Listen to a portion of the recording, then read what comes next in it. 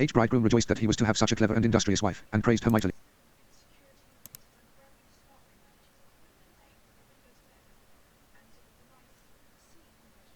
Each bridegroom rejoiced that he was to have such a clever and industrious wife, and praised her mightily. I have 3 aunts, said the girl, and as they have been very kind to me, I should not like to forget them in my good fortune. Allow me to invite them to the wedding, and let them sit with us at table. The queen and the bridegroom said, why should we not allow that? Therefore, when the feast began, the 3 women entered in strange apparel, and the bride said, welcome, dear aunts. Ah, said the bridegroom, how comest thou by these odious friends? Thereupon he went to the one with the broad flat foot, and said, how do you come by such a broad foot? By treading, she answered, by treading. Then the bridegroom went to the second, and said, how do you come by your falling lip? By licking, she answered, by licking. Then he asked the third, how do you come by your broad thumb? By twisting the thread, she answered, by twisting the thread. On this the king's son was alarmed and said, neither now nor ever shall my beautiful bride touch a spinning wheel. And thus she got rid of the hateful flax spinning. Hansel and Gretthel by a great forest dwelt a poor woodcutter with his wife and his 2 children. The boy was called Hansel and the girl Grethel. He had little to bite and to break, and once when great scarcity fell on the land, he could no longer procure daily bread. Now when he thought over this by night in his bed, and tossed about in his anxiety, he groaned and said to his wife, what is to become of us? How are we to feed our poor children, when we no longer have anything even for ourselves?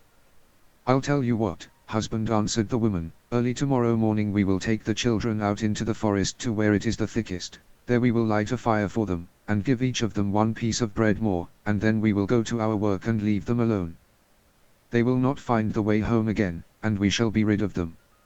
No, wife, said the man, I will not do that. How can I bear to leave my children alone in the forest?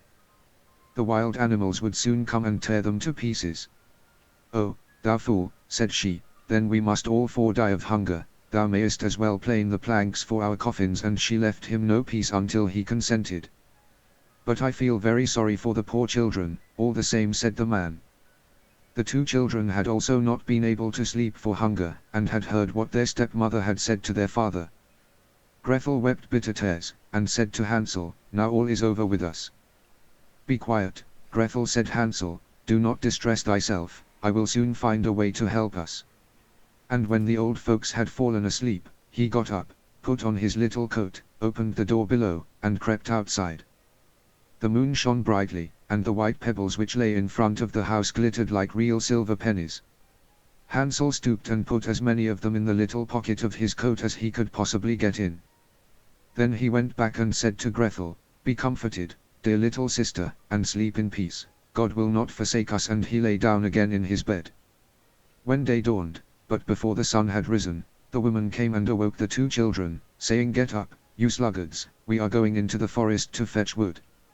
She gave each a little piece of bread, and said, there is something for your dinner, but do not eat it up before then, for you will get nothing else. Grethel took the bread under her apron, as Hansel had the stones in his pocket. Then they all set out together on the way to the forest. When they had walked a short time, Hansel stood still and peeped back at the house, and did so again and again. His father said, Hansel, what art thou looking at there and staying behind for? Mind what thou art about, and do not forget how to use thy legs.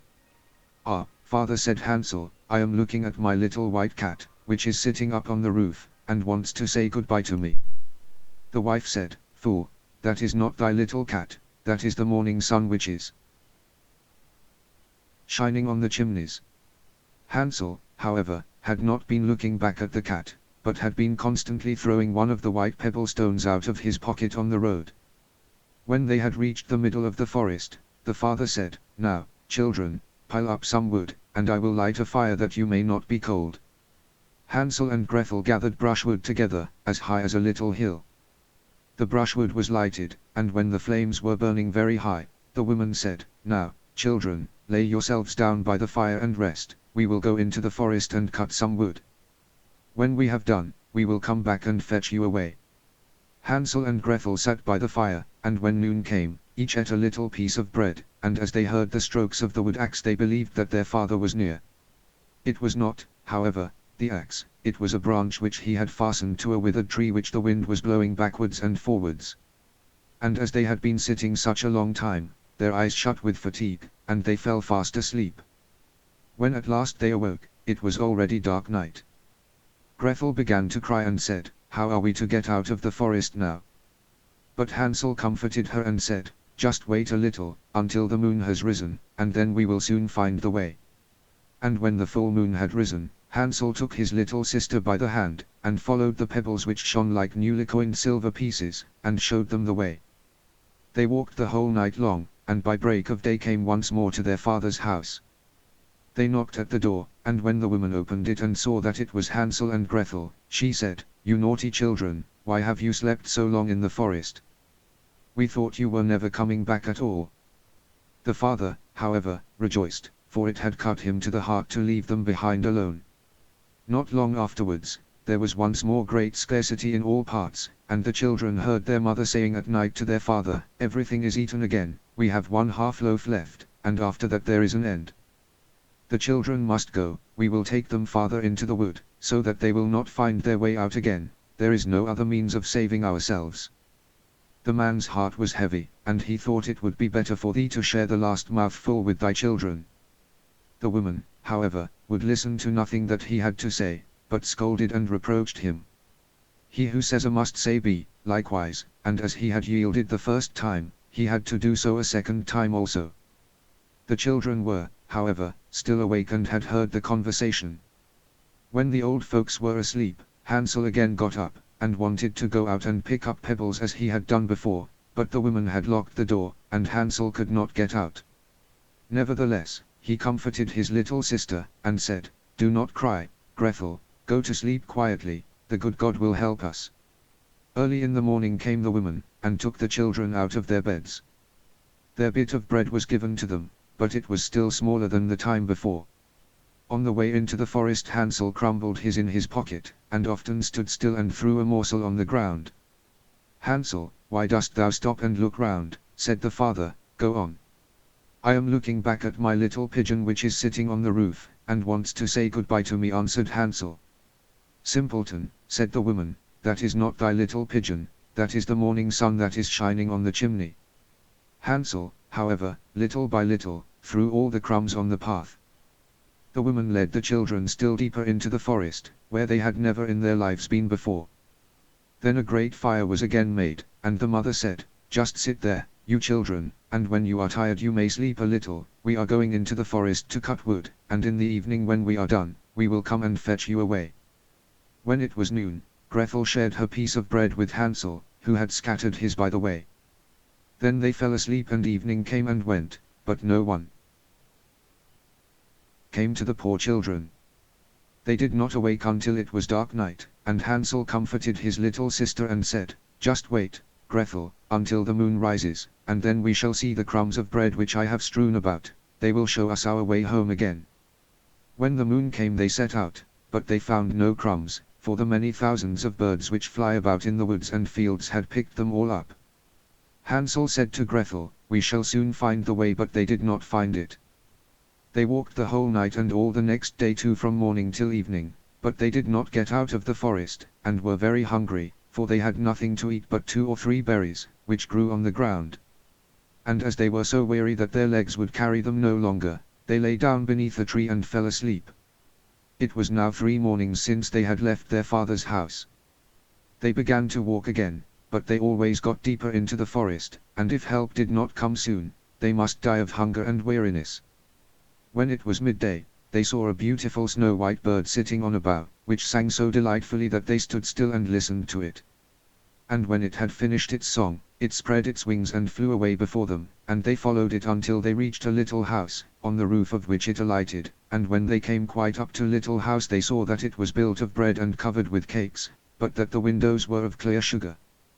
"We will set to work on that," said Hansel, "and have a good meal. I will eat a bit of the roof, and thou, Grethel, canst eat some of the window, it will taste sweet." Hansel reached up above, and broke off a little of the roof to try how it tasted, and Grethel leant against the window and nibbled at the panes.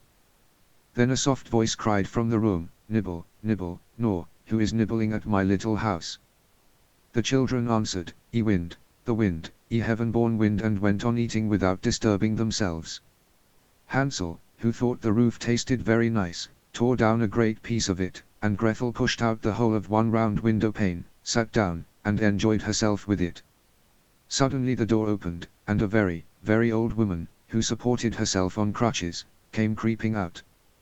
Hansel and Gretel were so terribly frightened that they let fall what they had in their hands. The old woman, however, nodded her head, and said, "Oh, you dear children, who has brought you here? Do come in, and stay with me. No harm shall happen to you." She took them both by the hand, and led them into her little house. Then good food was set before them, milk and pancakes, with sugar, apples, and nuts. Afterwards 2 pretty little beds were covered with clean white linen, and Hansel and Gretel lay down in them, and thought they were in heaven.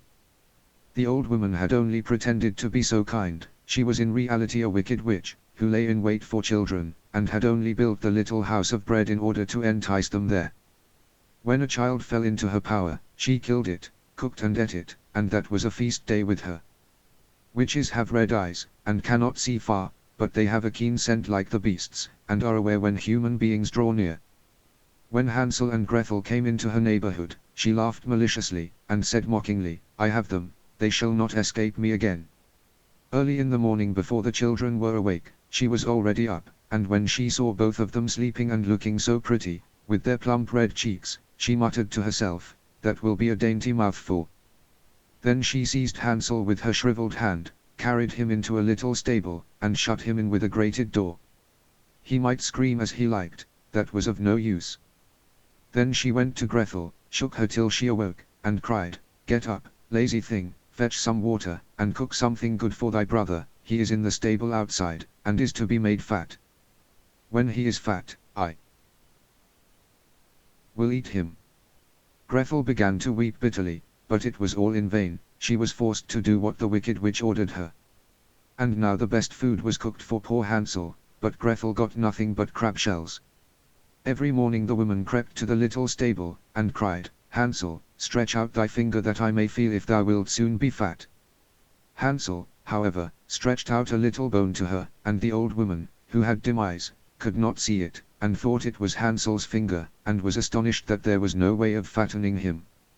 When 4 weeks had gone by, and Hansel still continued thin, she was seized with impatience and would not wait any longer. "Ola, Gretel," she cried to the girl, "be active, and bring some water. Let Hansel be fat or lean, tomorrow I will kill him, and cook him." Ah, how the poor little sister did lament when she had to fetch the water, and how her tears did flow down over her cheeks. "Dear God, do help us," she cried. "If the wild beasts in the forest had but devoured us, we should at any rate have died together." "Just keep thy noise to thyself," said the old woman, "all that won't help thee at all." Early in the morning, Gretel had to go out and hang up the cauldron with the water, and light the fire. "We will bake first," said the old woman, "I have already heated the oven, and kneaded the dough." She pushed poor Gretel out to the oven, from which flames of fire were already darting. "Creep in," said the witch, "and see if it is properly heated, so that we can shut the bread in." And when once Gretel was inside, she intended to shut the oven and let her bake in it, and then she would eat her, too. But Gretel saw what she had in her mind, and said, "I do not know how I am to do it, how do you get in?" "Silly goose," said the old woman, "the door is big enough, just look, I can get in myself," and she crept up and thrust her head into the oven. Then Gretel gave her a push that drove her far into it, and shut the iron door, and fastened the bolt. Oh! Then she began to howl quite horribly, but Gretel ran away, and the godless witch was miserably burnt to death. Gretel, however, ran like lightning to Hansel, opened his little stable, and cried, "Hansel, we are saved. The old witch is dead." Then Hansel sprang out like a bird from its cage when the door is opened for it. How they did rejoice and embrace each other, and dance about and kiss each other. And as they had no longer any need to fear her, they went into the witch's house, and in every corner there stood chests full of pearls and jewels. "These are far better than pebbles," said Hansel, and thrust into his pockets whatever could be got in, and Gretel said, "I, too, will take something home with me," and filled her pinafore full. "But now we will go away," said Hansel, that we may get out of the witch's forest. When they had walked for 2 hours, they came to a great piece of water. We cannot get over, said Hansel, I see no foot plank, and no bridge. And no boat crosses either, answered Gretel, but a white duck is swimming there, if I ask her, she will help us over. Then she cried, little duck, dost thou see, Hansel and Gretel are waiting for thee. Never a plank, or bridge in sight, take us across on thy back so white. The duck came to them, and Hansel seated himself on its back, and told his sister to sit by him. No, replied Gretel, that will be too heavy for the little duck, she shall take us across, one after the other. The good little duck did so, and when they were once safely across and had walked for a short time, the forest seemed to be more and more familiar to them, and at length they saw from afar their father's house. Then they began to run, rushed into the parlor, and threw themselves into their father's arms. The man had not known one happy hour since he had left the children in the forest. The woman, however, was dead. Gretel emptied her tea-pinafore until pearls and precious stones ran about the room, and Hansel threw one handful after another out of his pocket to add to them. Then all anxiety was at an end, and they lived together in perfect happiness. My tale is done. There runs a mouse, whosoever catches it, may make himself a big fur cap out of it,